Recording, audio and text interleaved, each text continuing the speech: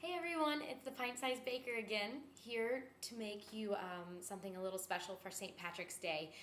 In light of it, in my Irish heritage, I'm slightly Irish, I've decided to make chocolate stout cupcakes with a Bailey's Irish cream frosting. Now, I got the recipe from foodnetwork.com. I get daily emails from them, and this happened to be in it along with a few other Irish dishes. So I decided to go ahead and make this, and then they don't do a Bailey's frosting, but why not make it a little extra Irish, you know? Nothing wrong with that. So let's get started. First things first is prep. As you can see, hopefully you can see, over here, I've got my ingredients prepped. We've got our Domino's sugar, Philadelphia cream cheese, and our Guinness and our Bailey's, of course. So now that we're all prepped, I gotta introduce you to someone. This is my little guy, Leppy the leprechaun. That's what I named him. I don't know. You hit him once, he goes, and then you go again.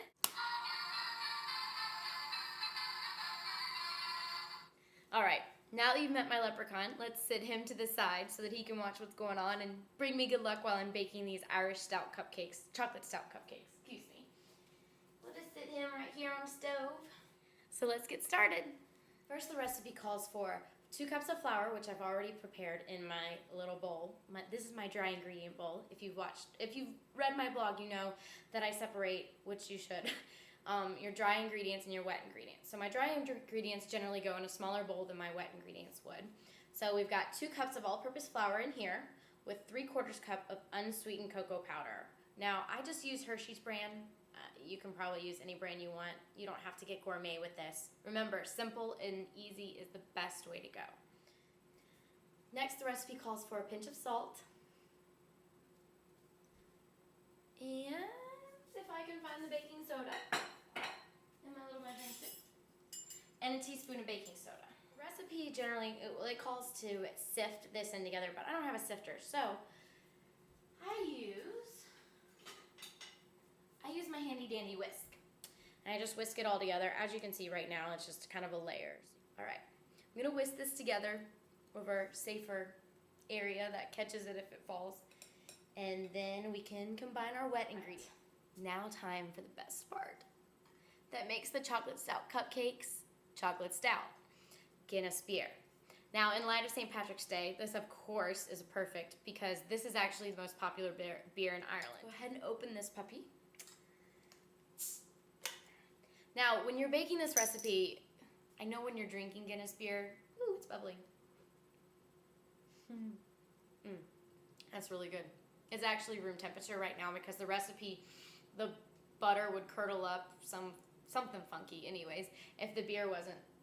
It wants me to drink it again, so I think I shall take a sip. That's good. Maybe I'll just open another beer to use in the cupcakes and keep drinking this. Excuse me one moment.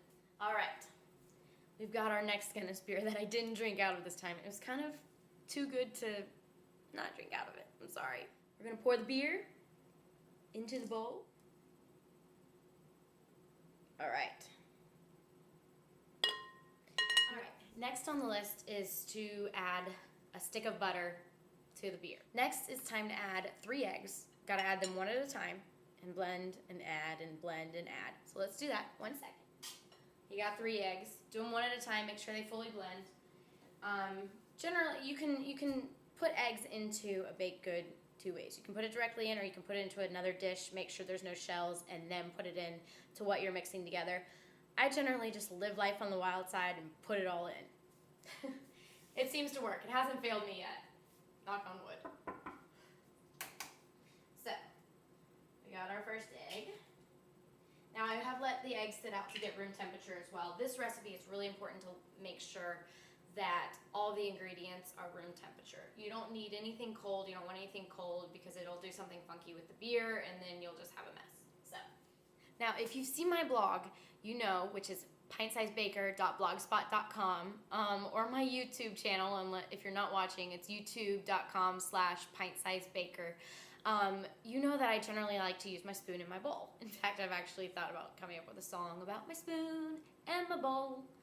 I don't know what else it would be. Besides that, I'll work on the lyrics. In the meantime, I'm kind of against hand mixers except for when making frosting because you need them. But in this case, I need it again just to make sure that everything gets really well mixed in with the beer. Beer's a little temperamental.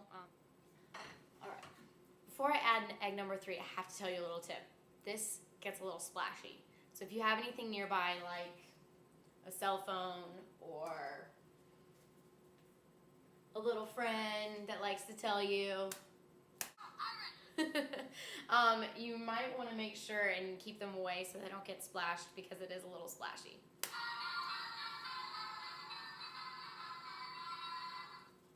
All right, got to blend the 3rd egg and then we can proceed with the wet ingredients. The last ingredient for the wet ingredients is to add sour cream. And now the recipe calls for a 3/4 cup of sour cream. And if you just want to go and buy a small 8-ounce container of sour cream, 8 ounces actually equal to a cup. If you're looking for a rule of thumb. Anyways, so since there's 8 ounces in here and it calls for 3/4 a cup, that means there's 3/4 of this, which equals 6 ounces. I'm not going to do an exact measurement. I'm going to eyeball it. For sour cream, it's okay. If you were eyeballing sugar or salt in a baked good, not so good. This is okay.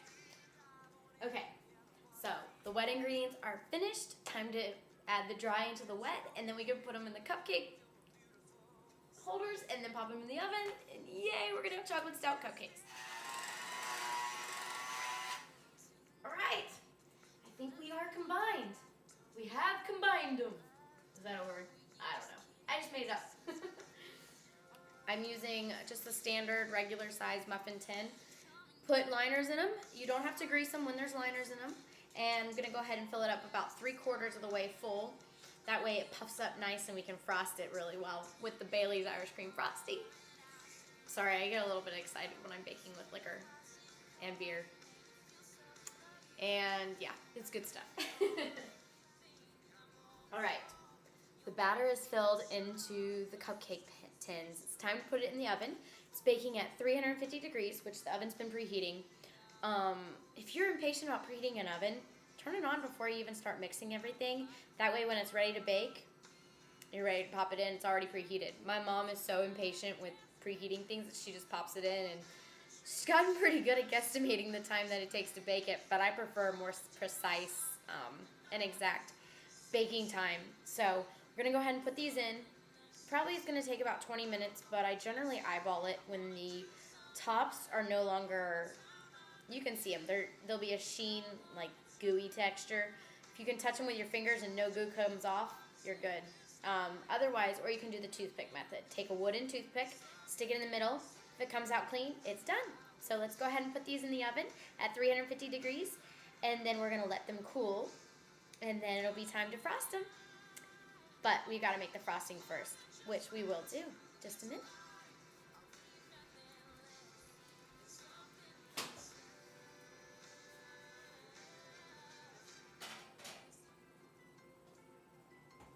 Here's a little bit of dancing. Don't judge me. It's my little take on some Irish fun. So hope you have fun too. Once again, don't judge me.